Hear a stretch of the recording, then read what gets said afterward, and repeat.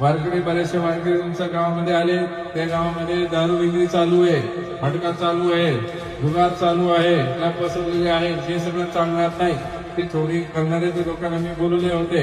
आज 2-3 दिवस झाले, बरेचशा लोकांना त्रास होते, बरेचशा लोकांना ते वारकरी त्रास नाही द्यायला पाहिजे. खास करून जे टपरीमध्ये बसतात, पोरींना ते त्रास देतात, छेडछाड करताय. पॉस्कोचा असं गुन्हेगारी आहे, त्यांच्यावरती गुन्हे आम्ही दाखल केले, बोलून घेतलेले आहे. कळायला समजला का? गाडीच्या नियोजनामध्ये कुठेही अडचणी नाही व्हायला पाहिजे.